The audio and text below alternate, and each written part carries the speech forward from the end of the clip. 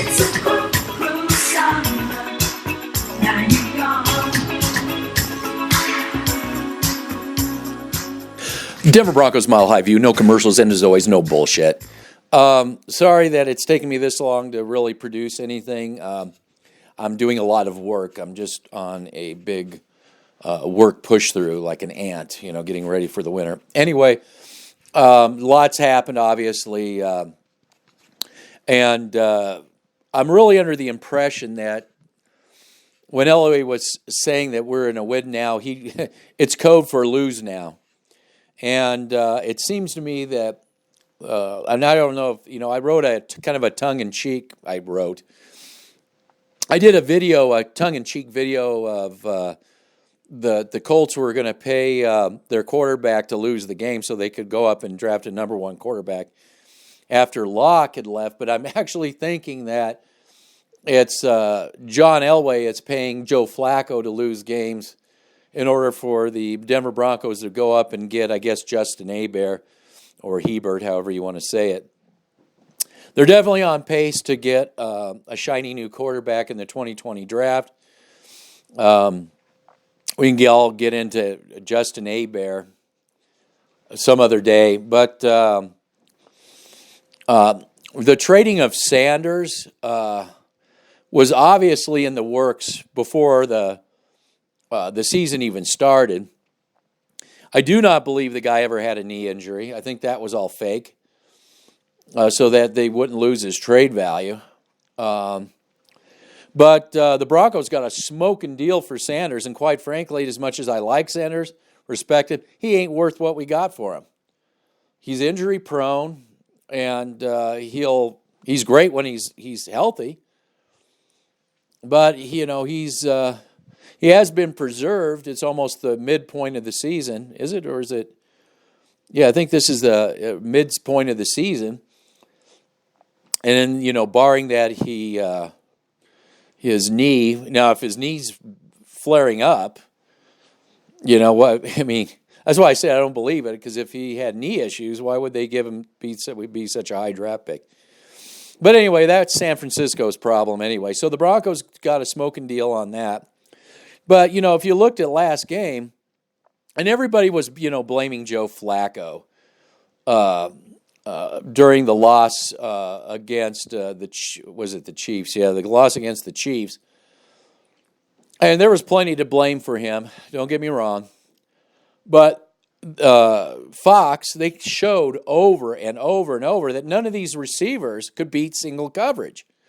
Cortland Sutton couldn't. Sanders couldn't. Deshaun Hamilton couldn't. Regardless of whether, Flacco should have just ditched the ball or not, they couldn't get open with single coverage.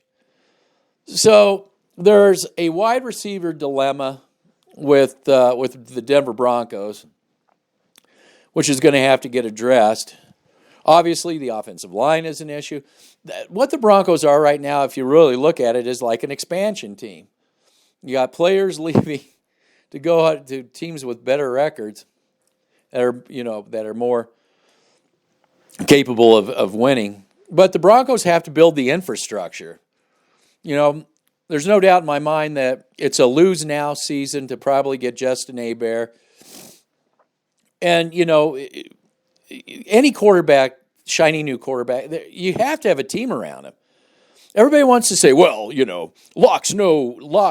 Drew Lock is no Aaron Rodgers. To be sitting on the, or Mahomes or whatever, Brady, to be sitting on the sidelines. And I'm like, Brady, Mahomes, and what was it, Brady, Mahomes, which one else did they say? Aaron Rodgers. They were all on good teams to begin with. They were on rebuild teams. None of those quarterbacks were struggling through a rebuild. So you got to put things into perspective when you bring in these. You should put these quarterbacks in winning situations. They shouldn't have to worry that they're going to get their head taken off every time they snap the ball.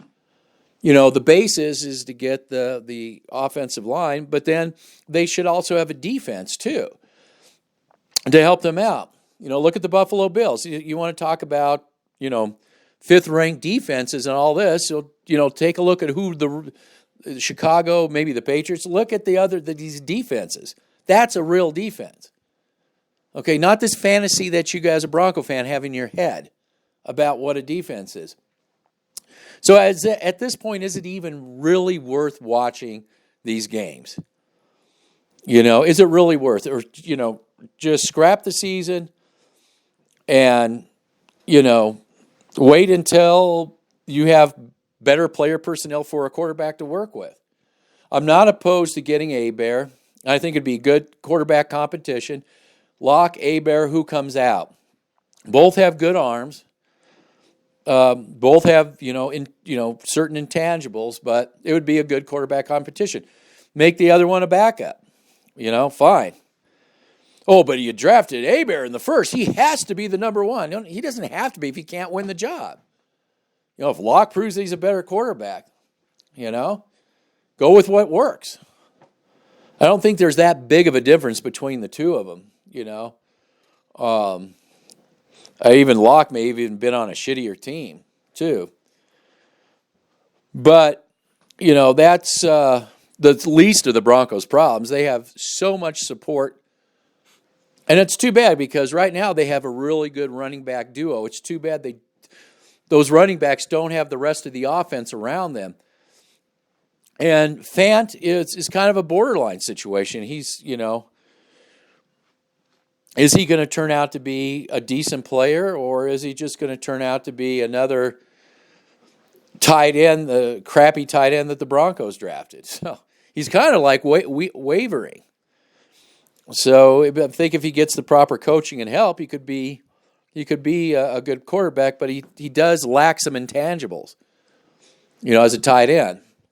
Then there's the defense that, it's its own set of problems. I wanted Greedy Williams. That would have took care of this whole Harris thing if he ends up going. I wanted Greedy Williams instead of Locke, but, if the Broncos get two, quarterbacks that have to battle it out, I think that's better. Maybe that's good in the long run too. But, it seems like, again, the Denver Broncos, it's lose now.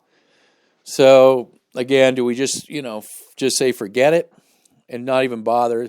I'm recording this before the Indy game. And even if they win, if they win today, is the season really still worth watching? Or is what we need to watch this rebuilding process? And then there's ownership. There's that issue. Elway and his meddling. I think the Broncos have a lot of things they have to overcome before they can become a competent organization.